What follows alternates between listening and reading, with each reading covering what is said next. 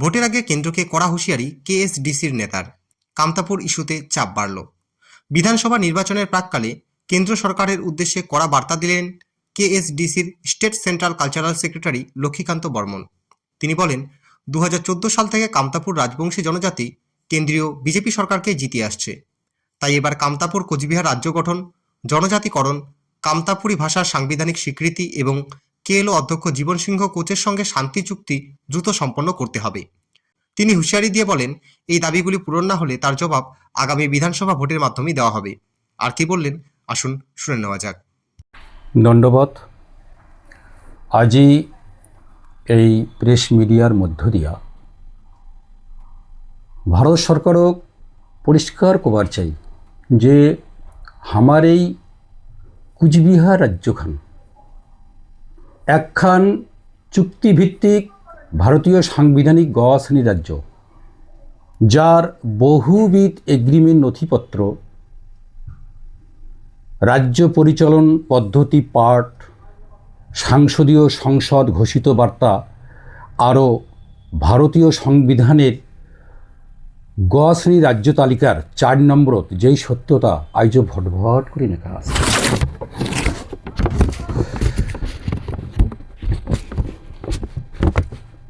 অর্থাৎ যেই চুক্তির সমস্ত রকম ক্রাইটেরিয়া কমপ্লিট আছে, যেই কারণত এই কেন্দ্র সরকার আমার সংবিধানগত অধিকার অর্থাৎ দাবে রাখা রাজ্যখানের পুনর্গঠনের প্রতিশ্রুতি বারবার দেওয়ায় 3 বার লোকসভা আরও 2 বার বিধানসভা ভোটত অর্থাৎ 2014 সাল থেকে এই কামতা কুচবিহারবাসী রাজ্য পুনর্গঠনের মর্মে বিজেপি ভোট দিয়া জয় জয়কার করে রাখিছে এই মাটিত।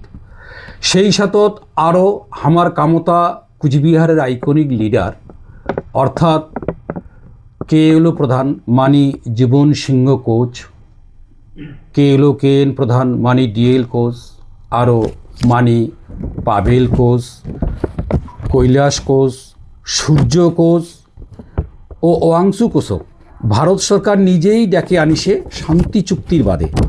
অথচ আজি 3 বছরেরও অধিক কাল ধরিয়া সম্পূর্ণ অসাংবিধানিক আর অমানবিকভাবে এই জাতি মাটি হিতৈষী মহান মানসিলাক অনিশ্চিতের আন্দারত রাখি দিল, কিন্তু আলোচিত শান্তি চুক্তিখানক সম্পাদন করিল না।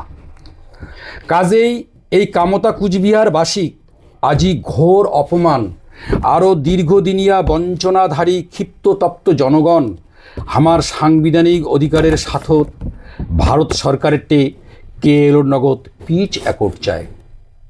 যেই পিচ অ্যাকর্ডের মাধ্যমত আমার রাজ্য পুনর্গঠন, জনজাতিকরণ আরও মাতৃভাষার সাংবিধানিক স্বীকৃতি চায়। যদিও এই সংবিধান হেয়ালি সরকার আমার দাবি পূরণ করিবে কি করিবে না সেটা সম্পূর্ণ আমার সদিচ্ছার ব্যাপার, কিন্তু তারপরেও আজি চরম উল্লেখ এইটাই যে আমার এই জলজান্ত সাংবিধানিক অধিকারও কার্যকরী বা কেএলওর সাথে দ্বিপাক্ষিক পৃষ্ঠকের পিচ অ্যাকর্ড এই মুহূর্তে না করিলে তার কড়া জবাব হিসাবে এই নিজস্বতা হারা আশাহত জনগণ ভারত সরকারও 26-এর ভোটের বাক্সতেই বুঝে দিবে। ধন্যবাদ। দাদা, 2026 বিধানসভা এই সভার তাহলে তোমরা কি প্রার্থী দিবেন? সম্মুখেই তো সমর অর্থাৎ নির্বাচনী লড়াই।